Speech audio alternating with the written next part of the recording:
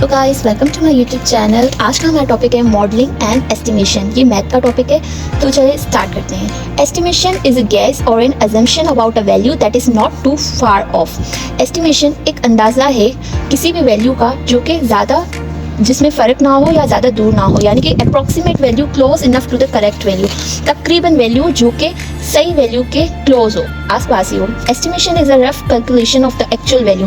जो actual value है उसकी रफ कैलकुलेशन, एक अंदाज़ा, उसे कहते हैं एस्टिमेशन। चाहे वो कोई नंबर हो या कोई क्वांटिटी हो, कैलकुलेशंस करने के लिए हम विदाउट कैलकुलेटर यूज़ किए एक अंदाज़ा लगाते हैं जो कि रफ एस्टिमेट होता है, उसे कहते हैं एस्टिमेशन। जैसा कि the total population in the world as of April 2022 is around 7.9 billion. This is an estimation, this is not the exact value. जैसा कि एक एग्जाम्पल है कि टोटल पॉपुलेशन वर्ल्ड की अप्रैल 2022 में 7.9 बिलियन के आसपास है। ये एक एस्टिमेशन है, ये एग्जैक्ट वैल्यू नहीं है। पॉपुलेशन इससे पॉइंट एग्जैक्ट नहीं है, ये पॉइंट में वैल्यू इससे चेंज भी हो सकती है। एग्जैक्ट वैल्यू कोई भी नहीं बता सकता कि टोटल वर्ल्ड में कितनी पॉपुलेशन है, जस्ट एक एस्टिमेट होता है कि इसके अराउंड ही होगी, 7.9 बिलियन के अराउंड अप्रैल 2022 में। अब एक और एग्जाम्पल है, if you are buying a packet of crisp for 99 and a drink for 1.99, you would estimate the total cost to be around 3। अगर आप एक पैकेट चिप्स का और एक ड्रिंक लेते हैं, चिप्स 99 की और ड्रिंक 1.99 का, तो आप एक अंदाज़ा लगाते हैं कि तकरीबन 3 लगे होंगे, लेकिन हालांकि टोटल जो एग्जैक्ट है वो 2.98 लगा। सही है, ये मतलब ऐसी वैल्यूज़ जिनमें ज़्यादा कोई डिफरेंस ना हो, आसपास ही हो और जिससे कोई ज़्यादा फ़र्क ना पड़ता हो, तो हम अंदाज़न उनमें कुछ पॉइंट्स का चेंज होता है, ज़्यादातर एग्जैक्ट वैल्यू के अराउंड ही होते हैं। तो चलें क्वेश्चन सॉल्व करते हैं। क्वेश्चन सॉल्व करने से पहले एक और बात जान ले, एस्टिमेट की जो सिंबल है इक्वल टू साइन शो करती है एग्जैक्ट वैल्यू जो बिल्कुल सेम और करेक्ट हो, और ये साइन जो है वो अप्रॉक्सीमेट और गैस या कोई एस्टिमेशन वैल्यू को शो करती है। ये दो साइन से एक्सरसाइज। अब model y equal to 2t² + 4 is given of which estimated value is. एक हमें मॉडल दिया गया है जिसकी एस्टिमेटेड वैल्यू ये बताई गई है कि t1 पे इसकी एक्चुअल वैल्यू 6.2 है, t2 पे 11.1 है, t3 पे 20.7 है, t4 पे 33.9 है। अब हम इसमें एरर्स फाइंड करेंगे कि एक्चुअल वैल्यू क्या जो लिखी हुई है वो एग्जैक्ट है, बिल्कुल करेक्ट है, इसमें कोई चेंज नहीं है या क्लोज ऑफ है। तो जैसे कि हमने यहाँ पर ये इक्वेशन ली सॉल्यूशन में, अब हम इसमें एरर्स निकालेंगे। पहले हमने t1 इस वैल्यू में, इस इक्वेशन में पुट किया। जब हमने t की जगह 1 पुट किया तो 1 का स्क्वायर 1, 2 1 2 + 4, 2 + 4 6 आ गया। और फिर हमने t2 को भी पुट किया इसी इक्वेशन में, 2 का स्क्वायर 4, 2 4 8 + 4 12। फिर हमने 3 पुट किया, 3 का स्क्वायर 9, 2 9 18 + 4 22। फिर हमने 4 को प्लस किया, 4 4 16, 16 मल्टीप्लाई बाय 2 32, 32 + 4 36। अब हमने ये जो एक वैल्यू दी गई थी, ये मॉडल की वैल्यू दी गई थी, हमने जो एरर फाइंडिंग करके एग्जैक्ट जो वैल्यूज़ फाइंड किए इसका हम एक अलग से इसी तरह का टेबल बना लेंगे। अब आप देख सकते हैं कि वैल्यूज़ में थोड़ा बहुत डिफरेंस है, अब वो हम इस फॉर्मूले की मदद से फाइंड करेंगे।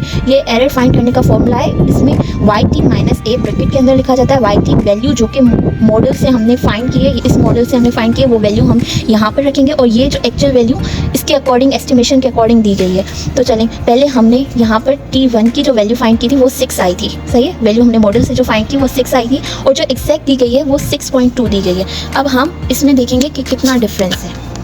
6 - 6.2, 0.2 - 0.2 का डिफरेंस है, लेकिन हम माइनस इस ब्रैकेट के अंदर नहीं मेंशन करेंगे, तो हमने 0.2 लिख दिया। Minus want be included in bracket.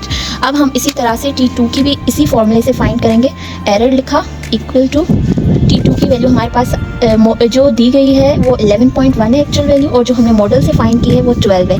12 - 11.1, देखते हैं कितना डिफरेंस है। 12 - 11.2, 0.8 का। इसी तरह से आप 3 को भी पुट करके इसी तरह से एक्चुअल वैल्यू फाइंड कर देंगे, और 4 को भी पुट करके एरर फाइंड कर लेंगे, तो 0.2, 0.8 इसी तरह के पॉइंट्स में एरर्स आ जाएंगे। तो चलिए एक और करते हैं। हमने इसी तरह से t3 की भी फाइंड करनी है, जिसमें हमारे पास जो मॉडल की मदद से वैल्यू आई थी वो 22 आई थी, और जो एक्चुअल वैल्यू दी गई थी वो 20.7 थी। अब हमने 22 को 20.7 से माइनस करना है, जिससे हमारे पास एरर आ जाएगा 1.3। ठीक है, अब 4 की वैल्यू जो हमने फाइंड की थी वो 36 थी मॉडल की मदद से, और जो एक्चुअल वैल्यू दी गई थी वो 33.9 थी। इसको भी माइनस करेंगे, 36 - 33.9, एरर आ गया 2.1। हमने इस क्वेश्चन के सारे एरर्स को फाइंड कर दिया। अब चलें नेक्स्ट क्वेश्चन करते हैं।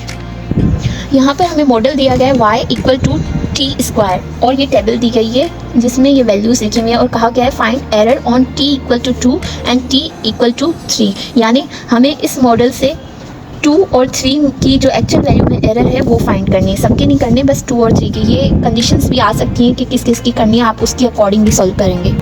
यहाँ पर मैंने 0 और 1 की भी फाइंड की हुई है मॉडल के अकॉर्डिंग वैल्यू, लेकिन अगर हम डायरेक्ट 2 और 3 की भी फाइंड करें तो चल जाएगा। जैसे कि ये मैंने मॉडल रखा और यहाँ पर t इक्वल टू 2 रखा, 2 2 ज़ा 4, ये आ गई इसकी मॉडल से वैल्यू, और t 3 की 3 3 ज़ा 9, ये इसकी मॉडल की वैल्यू। अब हम इन दोनों वैल्यूज़ को इस फॉर्मूले में पुट करके इसमें एरर फाइंड कर देंगे। जैसे कि मॉडल से वैल्यू t2 की आई है 4 और जो हमें एक्चुअल वैल्यू दी गई है वो 4.4 है। अब हम इसमें एरर फाइंड करेंगे 4 माइनस 4.4, आंसर आ गया 0.4। नेगेटिव हम मेंशन नहीं करेंगे ब्रैकेट में, बस 0.4 लिख देंगे। अब हम t3 की फाइंड करते हैं। Error equal to y3 minus a equal to, हमने जो वैल्यू फाइंड की थी वो 9 थी और जो मॉडल में दी गई है वो 10.3 है। अब इसका एरर 9 माइनस 10.3 नेगेटिव 1.3, हम नेगेटिव ब्रैकेट में मेंशन नहीं करेंगे, आंसर आ गया 1.3। ये भी हमने क्वेश्चन सॉल्व कर लिया। ये क्वेश्चन आप खुद से करेंगे, ये वैल्यूज़ और इस मॉडल में पुट करके आपको इन सारी वैल्यूज़ का एरर फाइंड करना है। उम्मीद है कि आपको आज का लेक्चर समझ आया होगा। जो भी क्वेश्चन हो आप कमेंट सेक्शन में पूछ सकते हैं। वीडियो को लाइक कीजिएगा, चैनल को सब्सक्राइब कीजिएगा। Thank you so much.